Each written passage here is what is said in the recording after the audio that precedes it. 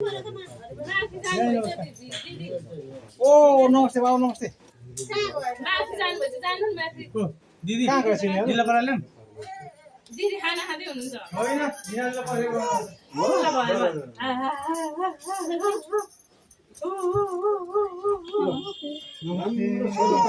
अलि धेरै दिनमा भेट भयो पछि धेरै दिनु पर्छ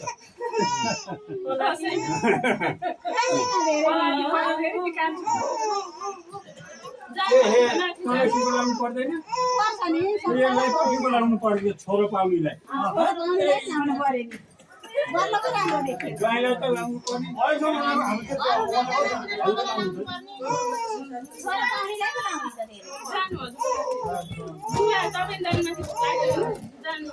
नानु रमाइलो ठाउँमा विश्वास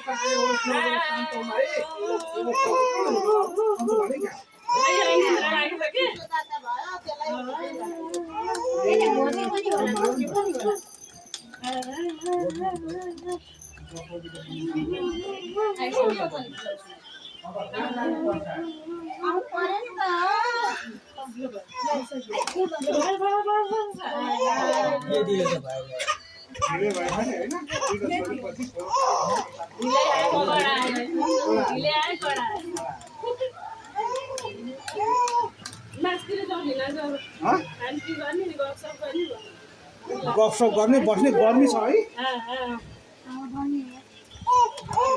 जानु के खाइदिन त लागेन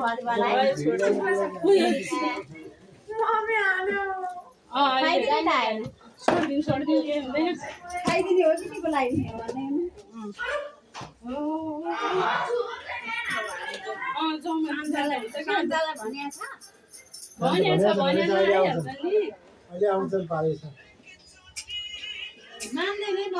झाले आउँछ शान्त आउँछ खानालाई भाइको कत्रो डर लाग्यो एउटा भाइ पाइदिनु दादा अनि दादा चाहिँ को हो त दादा दादा र भाइ एउटै होइन र ठुलोमामको दादा ठुलोमामको दादा त छ तर आफै भाइले राम्रो भनिदियो नि त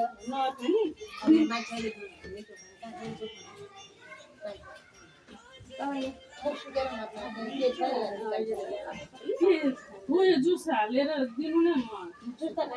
खानु नि थोरै अलिकति दिन्न मैले बर्डरमा खान्छु म बस्नु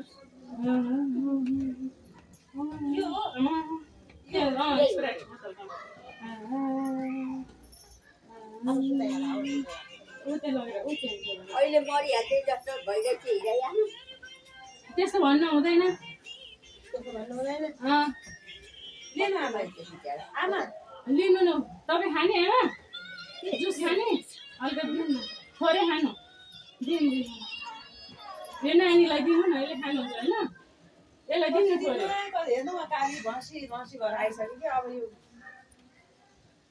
जन्डिस त कहिले किन नभएको दिनु न खानुभयो टिका लाउनु के हतार धेरै फोटो खिच्नु पर्छ यहाँ दुर्गा दिदी टिकाको फोटो खिच्नु भयो एउटा अघि बालन त बासँग आउने हस्बेन्ड है दिदी खै म चिन्दिनँ चिन्नुहुन्न मैले कहिले उहिले जमाना देखेको त खै यहाँ भाडाहरू छ त सानो सानो भाडाहरू थप खाना हालेर एउटा बाटा नि माथि बाटा उसले उ त्यो भयो नि हुन्छ हो त्यो अनि अर्को कति वर्षमा बिहे गरेर अहिले के चिन्नु अनि खै अब अर्को पनि चाहियो भयो के छ र अब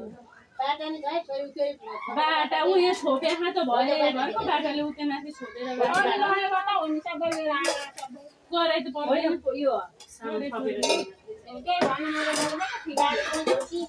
डाँडो हो त खाना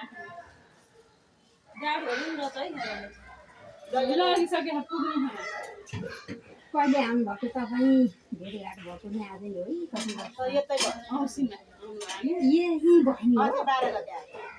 यही बहिनी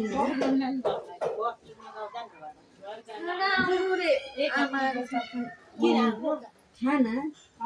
मान्छे छन् अहिले जेठी आमा मेरो अब भन्दा जेठी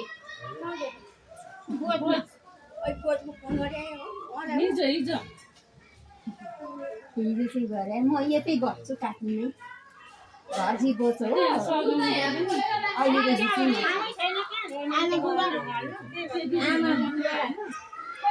घरपट्टिको लुगा सक्नुभयो आमा हुनुहुन्छ अब माइतको र उसले कस्तो झगडा गरेर सुत्यो बुवा मात्र हुनुहुन्न आमा हुनुहुन्छ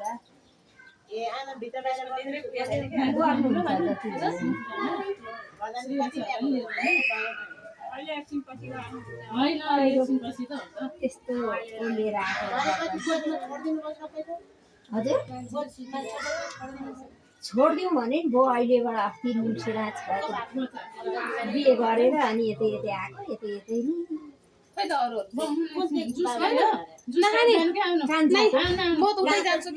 ठुलाको फुलपाती अघि दिने गरे दुइटै छोराको अहिले गरेर अनि अहिले गाउँ छोडे पोहोरै जाने भनेको आउने नबस्ने भन्नुहुन्थ्यो अनि अब छोराको बिहे उतै गर्नु पर्यो भने सबै भाषा भुल्नुहुन्छ कहिले जोड्नु कहिले गर्नु भनेर अनि बिहे गरेपछि अनि दुइटै बुहारी यता कान्छी बुवा जितेर दाइतिर यसो पालमा लिन्छ नि यहाँ नि अब घर त देखेको कान्छी बुहारी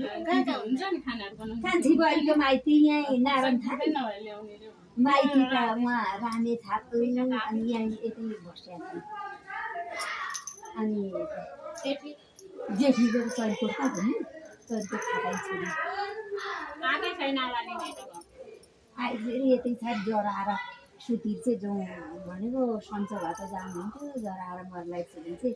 बिहान नि भात नखाइ सुतिर चाहिँ बाहिर दुइटै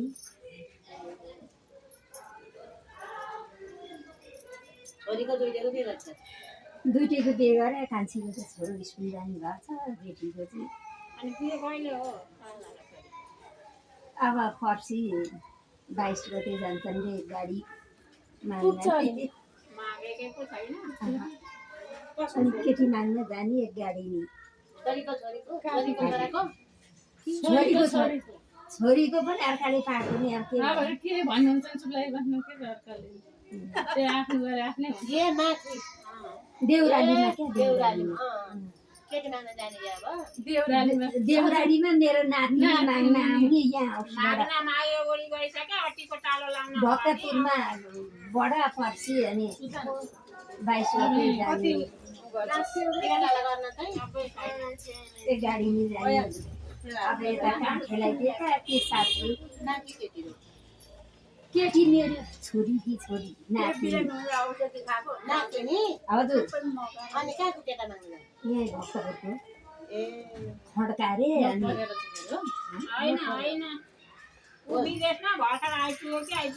उन्नाइस गतेको आउनु त बाउ पनि होइन कुन ठाउँमा छ तपाईँको घर मेरो घरमा छुनिन्न अस्ति ठ्याक्कै त्यहीँ नै पुगेको के म